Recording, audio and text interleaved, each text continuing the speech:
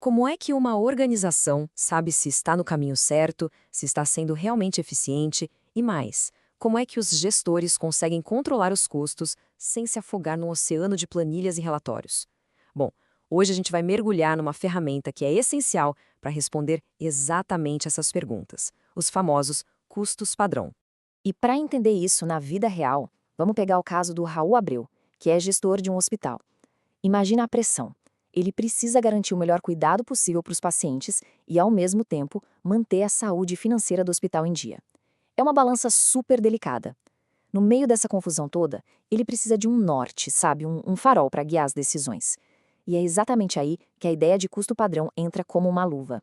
Pois é, aqui a gente chega no coração do problema. E isso não vale só para a saúde, não, vale para qualquer área que tenha competição. Como é que se equilibra essa balança? Manter os custos sob controle é fundamental, mas nunca jamais sacrificando a qualidade. Na verdade, o grande desafio é o contrário, é cortar o desperdício para poder, quem sabe, até melhorar a qualidade do que é oferecido. Então, o pulo do gato é entender que não se trata só de pagar mais barato. É uma equação com duas partes que precisam andar juntas: comprar bem e usar bem. Qualquer deslize, seja no preço que se pagou por um material ou na quantidade que foi usada num procedimento, pronto, o custo final já foi afetado. Agora, vamos ser sinceros, é humanamente impossível para um gestor como Raul ficar de olho em cada detalhezinho dessa equação de comprar bem e usar bem. Ele se perderia nos dados. A solução para isso é uma abordagem muito mais inteligente, que a gente chama de gerenciamento por exceção. A ideia por trás disso é genial de tão simples. Em vez de ficar olhando cada coisinha que acontece, a gente define um padrão, uma expectativa, sabe? O que deveria acontecer. A partir daí, a atenção do gestor vai só para o que sai desse padrão, para as exceções. Isso libera um tempo e uma energia enormes para resolver o que realmente faz a diferença. A analogia do carro deixa isso super claro. Pensa só, todo dia a gente entra no carro e vira a chave. A nossa expectativa, o nosso padrão é que ele ligue. E se ele liga, ótimo, vida que segue. A gente nem pensa mais nisso. Mas e no dia em que ele não liga? Opa, aí temos uma exceção. É como se um alarme tocasse dizendo: "Ei, tem algo errado aqui, precisa de atenção". Na gestão de custos, a lógica é exatamente a mesma. E essa é a grande sacada do sistema. Ele funciona como um filtro, sabe? Separa o que é ruído do que é sinal. Direciona o foco do gestor para onde ele pode realmente gerar impacto, que é investigando só aquilo que fugiu do esperado. Certo, a ideia de gerenciar pela exceção parece ótima, mas como é que se define esse tal de padrão? Bom, ele é feito de duas partes principais e é fundamental olhar para elas separadamente. Vamos ver quais são?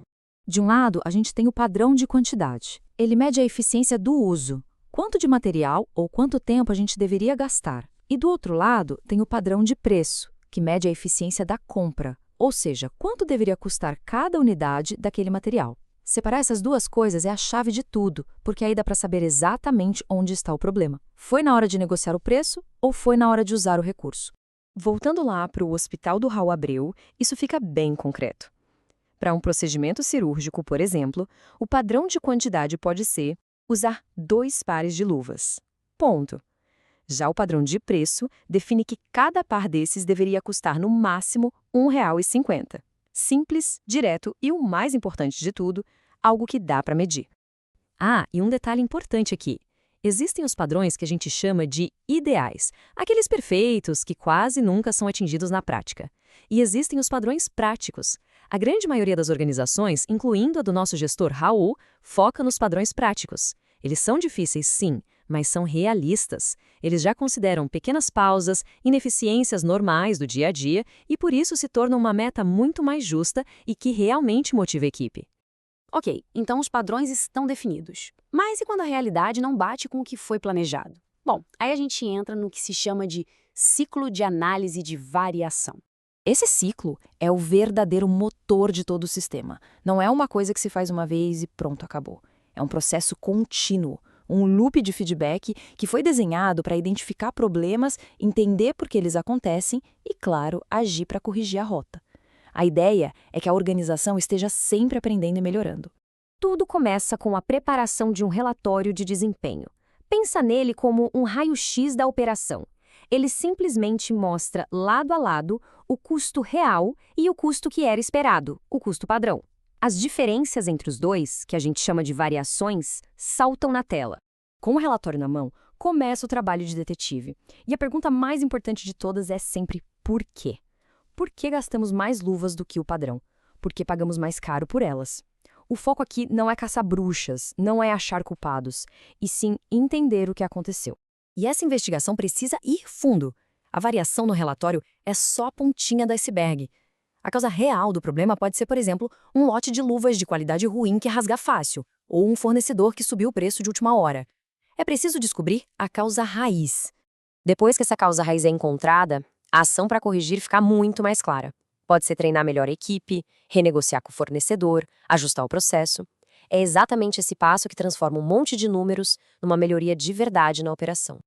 E aí, o ciclo recomeça. A operação continua, no próximo mês um novo relatório é gerado e todo o processo de monitorar e melhorar segue em frente. É por isso que é uma ferramenta de gestão tão dinâmica. Só que tem um ponto crucial. Essa ferramenta só funciona de verdade se a cultura da empresa estiver alinhada com ela. Porque o objetivo disso tudo vai além da técnica. O foco tem que ser sempre a melhoria e não a busca por culpados. E o mais legal é ver como essa ideia é universal. A gente vê isso sendo usado em hospitais, claro, mas também em oficinas mecânicas, controlando o tempo de um concerto, em redes de fast food para saber a quantidade exata de ingredientes em cada sanduíche, em qualquer indústria. Toda operação que busca ser mais eficiente usa alguma forma de custo padrão. E aqui está um dos maiores ganhos estratégicos. Lembra da separação entre preço e quantidade? Então, é isso que permite deixar as responsabilidades muito claras. O pessoal de compras é responsável por negociar bem os preços. A equipe da produção, por outro lado, é responsável por usar os materiais com eficiência. Acaba aquele jogo de empurra-empurra, sabe? Cada time foca naquilo que está sob seu controle.